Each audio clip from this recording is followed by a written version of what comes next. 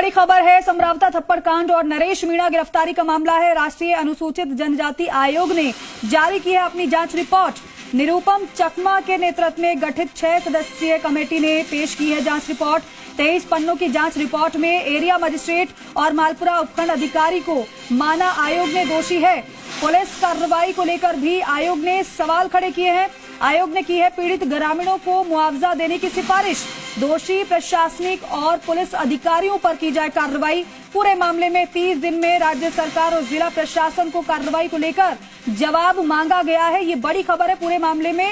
आपको बता दें कि 23 पन्नों की जांच रिपोर्ट में एरिया मजिस्ट्रेट और मालपुरा उपखंड अधिकारी को दोषी आयोग ने माना है। जांच रिपोर्ट सामने आ चुकी है और जांच रिपोर्ट में दरअसल ये बताया गया है कि मजिस्ट्रेट, जो एरिया मजिस्ट्रेट और मालपुरा उपखंड अधिकारी है, उन्हें आयोग ने दोषी माना है। पुलिस कार्रवाई को लेकर भी आयोग ने सवाल खड़े कर दिए हैं।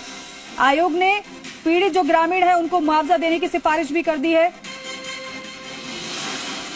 पुरुषोत्तम जोशी हमारे सहयोगी फोनलाइन पर हैं। पुरुषोत्तम, क्योंकि आयोग की रिपोर्ट जिस तरीके से सामने आ रही है, ये तो वाकई में प्रशासन पर गंभीर सवाल खड़े कर रही है। जी देखिए, बिल्कुल जिस तरीके से जो एसटी आयोग ने जो जांच रिपोर्ट पेश की है, वो जांच रिपोर्ट की कॉपी आज हमारे पास पहुंची है। 23 पन्नों की पूरी जांच रिपोर्ट है जी। इस जांच रिपोर्ट में 13 जनवरी और 14 जनवरी को जो पूरा घटनाक्रम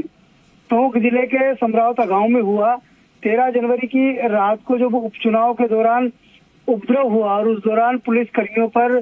जिस तरीके से हमले किए गए थे लोगों की ओर से, उसके बाद आज जो जांच रिपोर्ट आई है वो पूरी तरह से ग्रामीणों के पक्ष में कह सकते हैं, क्योंकि उस दौरान हमले में कई पुलिस के जवान भी घायल हुए, कुछ प्रशासनिक अधिकारी हैं वो भी चोटिल हुए और इस दौरान जो एरिया मजिस्ट्रेट और जो मालपुरा उपखंड अधिकारी थे अमित चौधरी, उनके भी थप्पड़ जड़ा गया था। इसी के बाद ये पूरा बवाल हुआ और बवाल के बाद में इसकी जो सियासी आस थी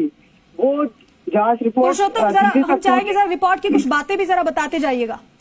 जी देखिए, बिल्कुल इस जांच रिपोर्ट में खासकर एसटी जो राष्ट्रीय अनुसूचित जनजाति आयोग के जो सदस्य हैं निरुपम चकमा, उन्होंने इस पूरी जांच रिपोर्ट में जो ग्रामीणों से जो मुलाकात हुई और जो स्थानीय लोगों से उन्होंने बातचीत की, जो मीडिया रिपोर्ट्स में जो खबरें छपी, उन तमाम चीजों का हवाला देते हुए पूरे मामले के अंदर पुलिस द्वारा जो कार्रवाई की गई उसे गलत ठहराया है। उन्होंने ये सवाल खड़े किए इस जांच रिपोर्ट के माध्यम से। इसमें साफ स्पष्ट लिखा गया है कि जब लगातार नरेश मीणा सोशल मीडिया के माध्यम से झगड़ा भड़काने की जो अपील कर रहा था, लोगों को भीड़ जुटाने की जो अपील कर रहा था, प्रशासन चाहता तो उस दौरान नेटबंदी कर सकता था, एरिया में जो नेटवर्किंग थी उसको स्लो कर सकता था, लेकिन उन्होंने ये नहीं की। ये बड़ी लापरवाही प्रशासन की उन्होंने मानी है। उसके बाद पुलिस की दूसरी बड़ी लापरवाही ये मानी है कि जब ईवीएम मशीनें सकुशल सुरक्षित तरीके से वहां से रवाना होकर स्ट्रांग रूम तक पहुंच चुकी थी,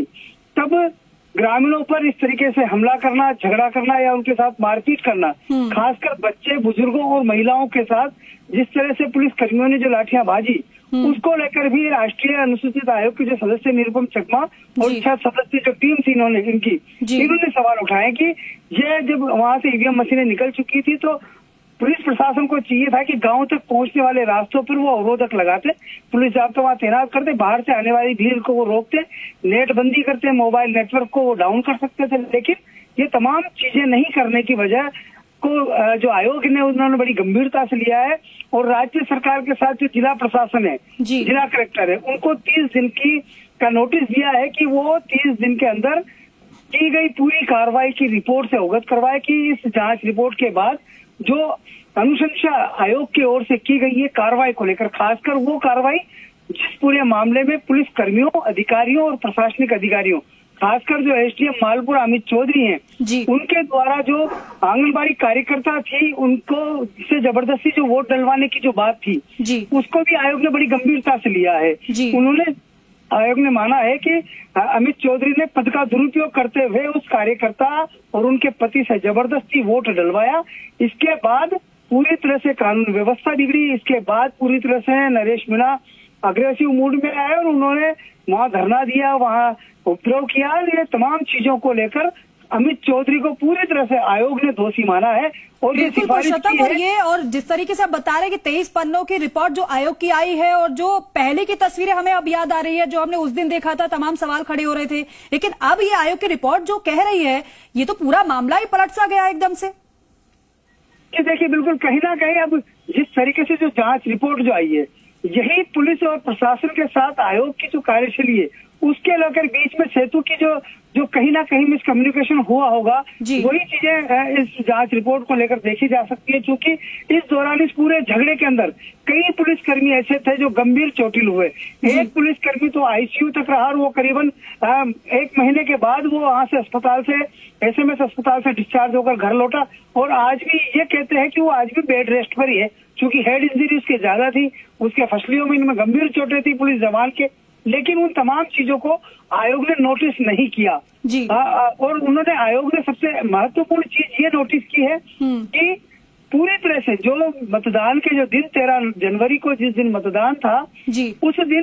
जो खासकर नरेश मीणा जिस तरीके से वीडियो सोशल मीडिया पर अपलोड कर रहे थे, सोशल मीडिया के माध्यम से भीड़ जुटा रहे थे, प्रशासन को नेट बंदी करना चाहिए था, नेटवर्क डाउन करना चाहिए था, लेकिन वो नहीं किया और उसके माध्यम से भीड़ जुटी। उसके बाद पुलिस की बड़ी लापरवाही ये मान रहा है आयोग कि जब लोगों की भीड़ वहां आ रही थी तो गांव तक पहुंचने वाले रास्तों पर बैरिकेड लगाते, जाब्ता तैनात करते और उन लोगों को वहां आने से रोका जा सकता था।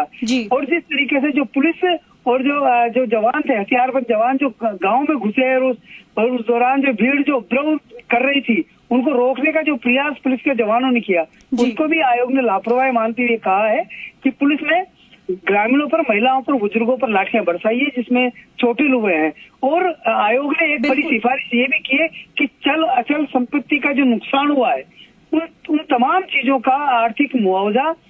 संसाधनों का जो नुकसान हुआ है, वाहनों को